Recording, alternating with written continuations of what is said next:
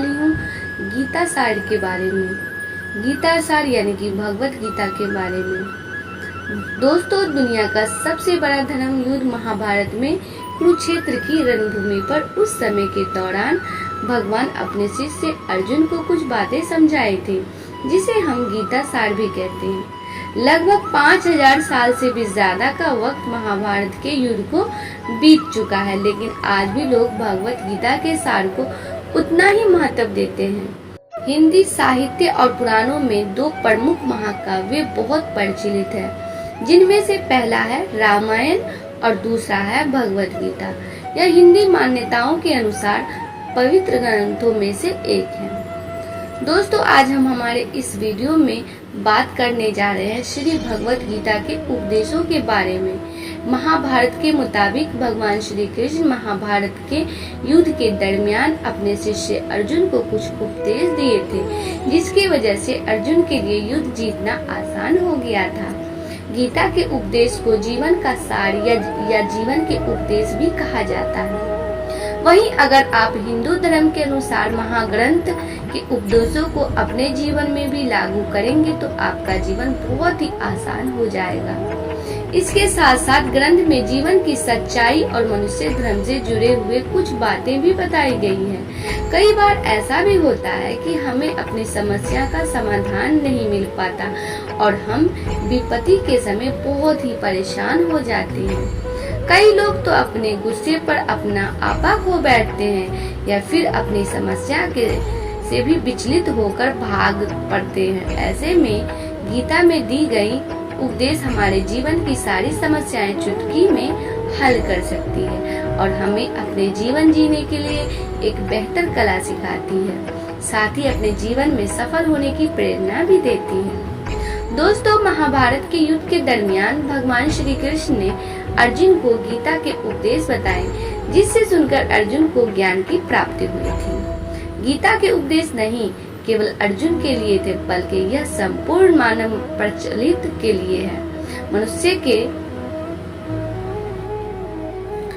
गीता के उपदेश नहीं केवल अर्जुन के लिए थे, बल्कि यह संपूर्ण मानव प्रजाति के लिए है। मनुष्य के जीवन में सफलता पाने के लिए भगवत गीता में दिए गए उपदेश एक मंत्र की तरह काम कर सकते हैं। तो चलिए दोस्तों, अब जानते हैं गीता सार के बारे में, जो इंसान के अंदर चल रही उठापटक को शांत करके उन्हें सफल जीवन जीने के लिए मदद करती है। भगवत गीता के एक श्लोक में भगवान श्री कृष्ण ने मानव के शरीर की तुलना एक कपड़े के टुकड़े से की है। मतलब मनुष्य शरीर एक ऐसा कपड़ा है जिसे आत्मा अपने हर जन्म में बदलती रहती है। इसका मतलब मनुष्य का शरीर आत्मा के लिए एक अस्थायी वस्त्र की तरह है, जिसे उसे अपने हर जन्म में बदलना पड़ता है। गीता का यह उपदेश हमें यह सिखाता है कि हमें मनुष्य की आत्मा से प्यार करना चाहिए, उनकी पहचान उनकी आत्मा से करनी चाहिए।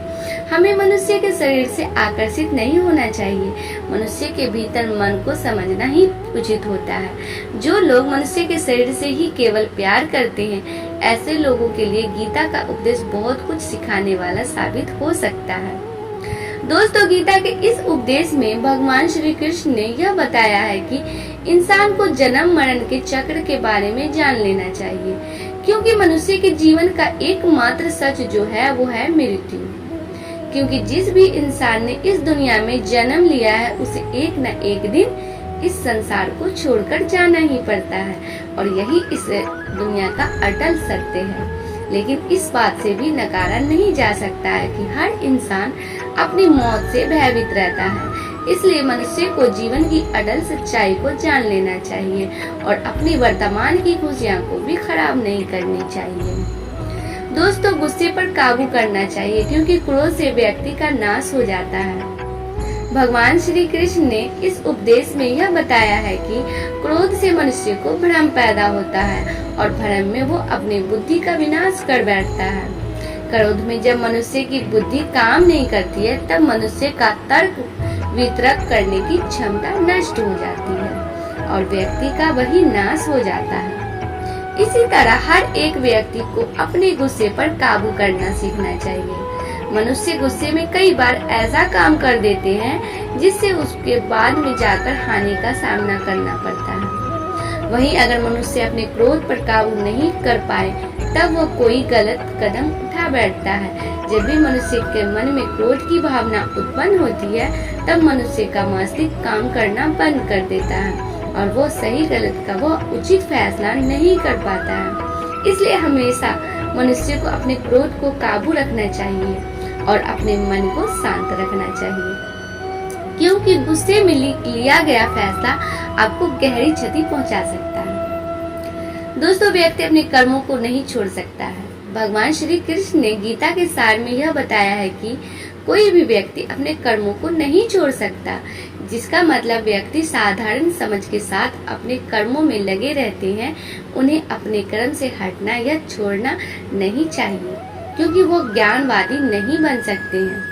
वहीं अगर मनुष्य अपने कर्मों से पीछा छुड़ा ले या अपने कर्म करना बंद कर दे तब वो अपने रास्ते से भटक जाता है। संसार का नियम है जिसके मुताबिक मनुष्य को अपने कर्मों को करते रहना होगा।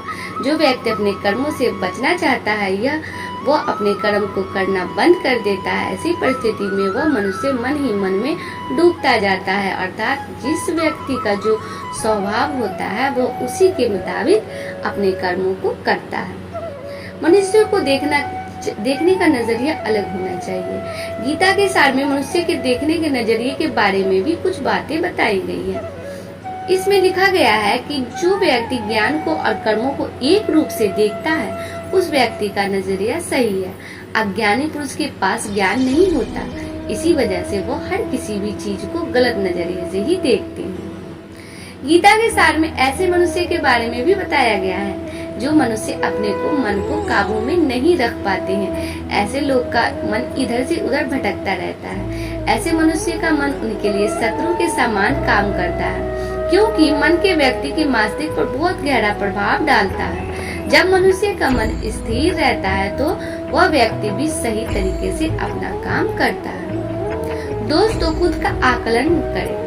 गीता के सार में यह भी बताया गया है कि मनुष्य को सबसे पहले अपनी खुद का आकलन मतलब खुद के बारे में जान लेना चाहिए। खुद की काबिलियत और क्षमता को जानना ही मनुष्य को आत्मज्ञान की प्राप्ति करा सकता है। जब तक मनुष्य खुद के बारे में जान नहीं लेगा तब तक उस मनुष्य का उद्धार नहीं हो सकता।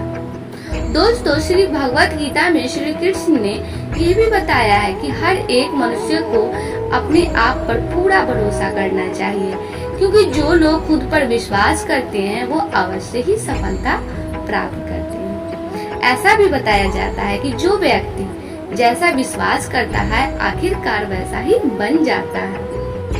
जो मनुष्य अपना कर्म नहीं करते हैं और पहले से ही अपने कर्म का परिणाम के बारे में सोचने लगते हैं, ऐसे लोगों के लिए गीता का यह सार बड़ी सीख देने वाला साबित हो सकता है। दोस्तों, भगवान श्री कृष्ण ने इस उपदेश में यह बताया है कि मनुष्य को कर्मों को करते रहना चाहिए और यह नहीं सोचना चाहिए कि इस कर्म का क्या परिणाम होगा, उनको प्राप्त होगा, क्योंकि कर्म का फल तो हर एक इंसान को मिलता है। इसलिए मनुष्य को चिंता न करके अपने कर्मों पर ध्यान देना चाहिए। ऐसा करने पर वो अपने किसी भी काम को सच्चे मन से करते हुए नजर। दोस्तों, मनुष्य के जीवन में सुख दुख दोनों ही स्थिति का अनुभव होता रहता है। सुख की स्थिति में मनुष्य ज्यादा ही प्रसन्न हो जाता है, तो वहीं दुख की स्थिति में मनुष्य निराशा महसूस करता है। इसलिए सुख और दुख दोनों ही स्थिति में मनुष्य को अपने मन पर काबू रखकर उसे स्थिर रखना योग्य कहलाता है। जब कोई भी मनुष्य सांसारिक इच्छाओं को त्याग करके फल की चिंता न करे, अपने कर्मों को करता रहे, तो उसी स्थिति को मनुष्य योग में स्थित कहलाता है। जो मनुष्य अपने मन को काबू कर लेता है वो मनुष्य का मन ही उसका सच्चा मित्र बन जाता है। लेकिन जो मनुष्य अपने मन को काबू में नहीं कर पाता उसके लिए उसका मन ही उसका सबसे बड़ा दुश्मन साबित होता है। वहीं जो मनुष्य अपने मन पर विजय प्राप्त कर ले तो उसको परमात्मा की प्राप्ति हो जाती है। इसका मतलब जिस भी मनुष्य को ज्ञान की प्राप्ति हो जाती है उसके लिए सुख दुख सर्दी गर्मी और मान अपमान सब एक समान हो जाता है। गीता में बताए गए इस उपदेश को अगर कोई भी व्यक्ति सच्चे मन से जीवन में पालन करे तो अवश्य ही वो व्यक्ति एक साल सफल इंसान बन सकता है। जो लोग पूरे विश्वास के साथ अपने लक्ष्य को पाने के लिए कोशिश करते रहते हैं वो निश्चित अपने लक्ष्य को पा ही लेते हैं।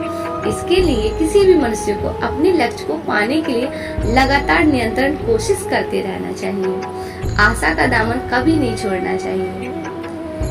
इस उपदेश में भगवान श्री कृष्ण ने यह समझाया है कि किसी भी व्यक्ति को तनाव और चिंता से दूरी बनाकर रखनी चाहिए, तभी जाकर वो एक सफल इंसान बन सकते हैं। क्योंकि मनुष्य को सफल होने में तनाव एक बाधा की तरह बीच में आ जाता है। श्री भगवत गीता में भगवान श्री कृष्ण ने अपने इस उपदेश में ऐसा बताया है कि मनुष्य को अपने कर्मों को प्राथमिकता देनी चाहिए। सबसे पहले अपने जरूरी काम को पूरा करें, इसके बाद ही किसी और को काम करें। अन्यथा दूसरों का काम पूरा करने के चक्कर में उनसे अवश्य ही अपना काम पूरा नहीं कर पाते। श्री भगवत गीता में भगवान श्री कृष्ण ने यह भी उपदेश दिया है कि संसार में एक ही भगवान के अनेक स्वरूप है और संसार में लोग भगवान के अलग अलग स्वरूप की पूजा भी करते हैं, क्योंकि वो उनकी अलग अलग शक्तियों पर भरोसा करते हैं। लेकिन मनुष्य को यह बात का भी ज्ञान होना चाहिए कि सभी भगवान एक ही भगवान का स्वरूप है। मनुष्य के अच्छे और बुरे दोनों ही भगवान का शक्तियों का रूप है। अर्थात ब्रह्मांड में जितने देवता है वो सारे ही देवता एक ही भगवान का अनेक स्वरूप है, जिनकी मनुष्य कभी पीपल के रूप में पूजा करते हैं तो कभी पहाड़ के रूप में। भगवान अनगिनत है जिनका कोई अंत नहीं है, लेकिन मनुष्य अपनी अपनी आस्था के अनुसार अपने देवी देवताओं की पूजा करते हैं। लेकिन सत्य यह है कि सारे देवी देवता हैं एक ही भगवान का स्वरूप। दोस्तों, भगवान गीता सार में भगवान श्री कृष्ण ने ऐसा भी कुछ बताया है कि मनुष्य अगर सच्चे मन से भगवान की पूजा आराधना करते हैं, अपना पूरा ध्यान सच्चे मन से भगवान की ओर लगाते हैं, तो उन लोगों को अवश्य ही सिद्धि की प्राप्ति होती है।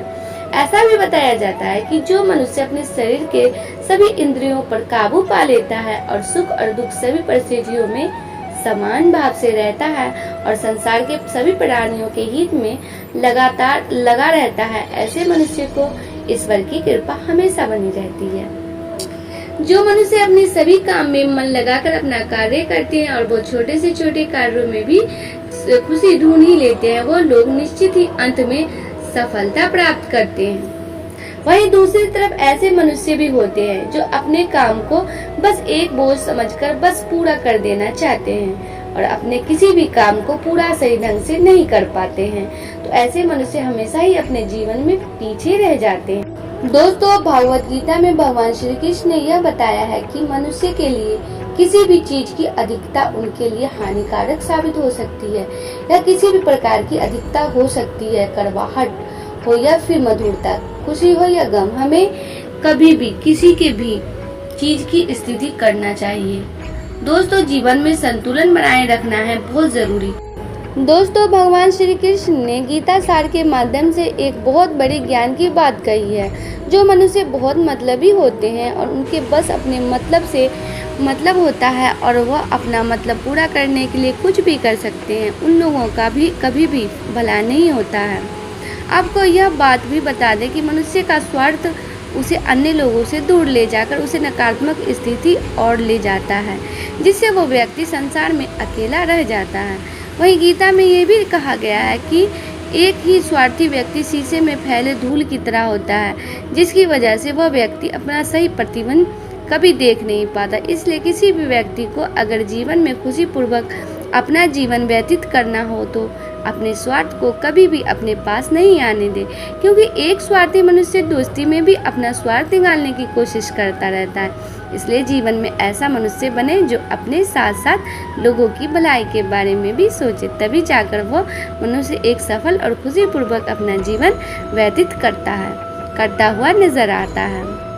दोस्तों, ईश्वर हमेशा ही अपने भक्तों का साथ देते रहते हैं। जो मनुष्य इस प्रभावशाली सत्य को मान लेता है तो उसका जीवन पूरी तरह से बदलता हुआ उसे महसूस होता है, क्योंकि संसार का निर्माण भगवान ने ही किया है और वही इस पूरे संसार को चला रहे हैं। इंसान तो बस एक कठपुतली है जो भगवान के इशारों पर चल रही है। इसलिए मनुष्य को कभी भी अपने भविष्य और वर्तमान की चिंता नहीं करनी चाहिए, क्योंकि भगवान की हर एक विकट परिस्थिति में उनका साथ देते हैं और हमें मुश्किल से बाहर निकालते ही हैं।